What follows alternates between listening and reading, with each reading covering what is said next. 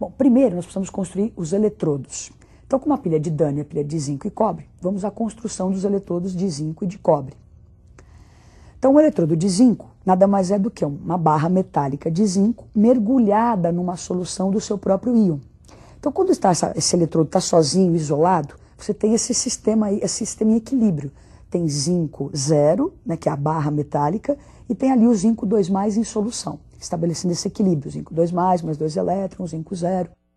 E o eletrodo de cobre, você tem também uma barra de cobre mergulhada numa solução do seu próprio íon, e também estabelecendo esse equilíbrio. Agora, o que a gente vai fazer com esses eletrodos é montar a pilha. Vamos observar a próxima tela. Então, nós temos aí a montagem de uma pilha, uma montagem clássica, né? Os dois eletrodos, o de zinco e o de cobre. Eu preciso conectar esses metais, então tem um fio condutor conectando o zinco ao cobre, não é? Um fio externo. Essa ponte salina é para que haja um equilíbrio dos íons nas soluções. Depois a gente vai entender um pouco melhor isso. Então, a hora que você conectar, não é, o zinco ao cobre, o que acontece? O zinco é mais reativo, tem mais vontade de doar elétrons do que o cobre. Então, a hora que você conectar, vão sair elétrons do zinco, passando pelo fio e chegando lá no eletrodo de cobre, o que vai fazer a lâmpadazinha acender, né, que é basicamente a pilha.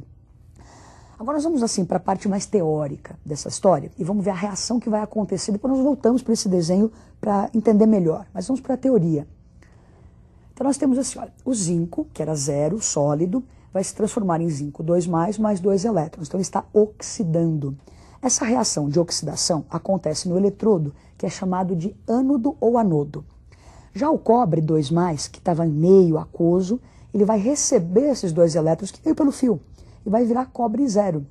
Então, uma reação de redução acontece no eletrodo chamado de cátodo.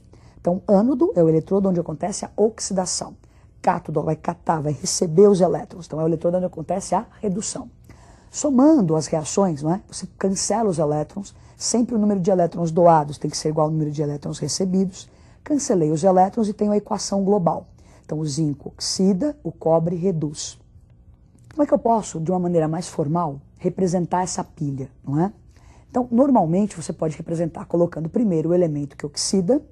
Então, você vê o zinco 0 vai para zinco 2+. Então, aquilo está retratando, não é, o que acontece no primeiro eletrodo ali. Essas duas barrinhas para se diferenciar os eletrodos. E no outro eletrodo, o cobre 2+ foi para cobre 0.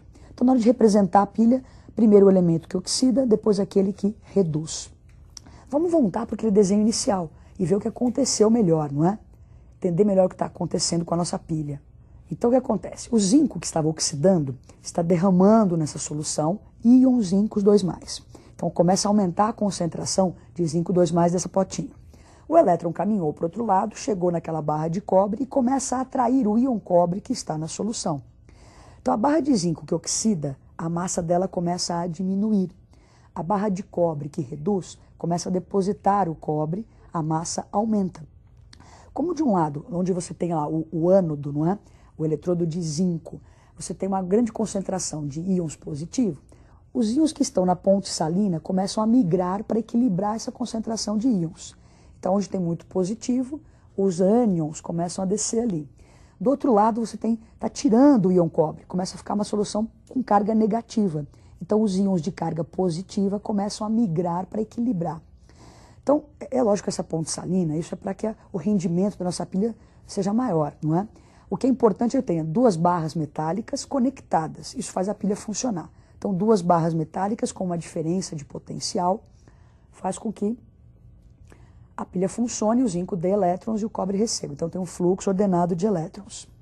Antes que a gente se esqueça de comentar, não é? O ânodo é o polo negativo e na pilha o cátodo é o polo positivo. Então, ânodo onde oxida, polo negativo. Cátodo, polo que reduz, nesse caso é o polo positivo. Então, o que nós comentamos ali, potenciais, né? Elementos com potenciais diferentes. Quando você pega a sua pilha, você não vê lá 1,5 volts. Da onde veio aquele potencial gerado pelaquela pilha, né? Que número é esse? Então, os elementos têm vontades de receber ou de dar elétrons diferentes. Se adotou o hidrogênio como tendo a vontade de receber ou de doar 0. E se fez experimentalmente comparações de vários elementos com o hidrogênio. E se construiu uma tabela com esses potenciais. Você mede no laboratório a DDP. Então, põe o zinco e o hidrogênio e mexe essa DDP. Isso aparece em tabelas no seu vestibular, não é? Então nós vamos colocar alguns exemplos de alguns elementos com os seus potenciais. E é com esse valor de potencial, que eu posso medir a DDP criada pela pilha. Então vamos olhar ali um pouquinho o quadro. Então, com os dados de laboratório, se monta essa tabela de potenciais padrão de redução. Normalmente é esse valor que é fornecido para o aluno, não é? Então tem alguns exemplos, o sódio recebendo um elétron, virando sódio zero, o potencial, a vontade com que ele recebe esse elétron é negativa. Lembre que nós comentamos que os alcalinos gostam muito de doar, quer dizer, para receber é uma situação contrária, ele não gosta, potencial é pequeno. Já o cobre 2+, olha lá, recebe 2 elétrons com potencial positivo. É lógico que é positivo porque está em relação ao hidrogênio, que é zero. Então a vontade do hidrogênio é zero, o cobre tem uma vontade maior. Bom, tendo essa tabela, eu posso calcular então a DDP da pilha. Vamos ver a próxima tela. O cálculo do ΔE de uma pilha é o potencial de redução de quem reduz, menos o potencial de redução daquele que oxida. Então, substituindo os valores que são dados na tabela, na nossa pilha, nós vamos ter o seguinte. Então, o ΔE da nossa pilha, a pilha de zinco e cobre, então o potencial do cobre menos o do zinco. Substituindo os valores, se eu montar uma pilha em casa de cobre e zinco, eu vou ter uma DDP, um ΔE, de 1,10 volts. Bom, então tivemos uma noção do que é uma pilha, não se esqueçam que é uma reação de óxido-redução espontânea, 2 barras metálicas conectadas por um fio, temos uma DDP, temos a pilha funcionando. Façam exercícios de pilha, uma matéria um pouco confusa, né? Tem que fazer exercício para gravar bem as coisas, e até a próxima aula.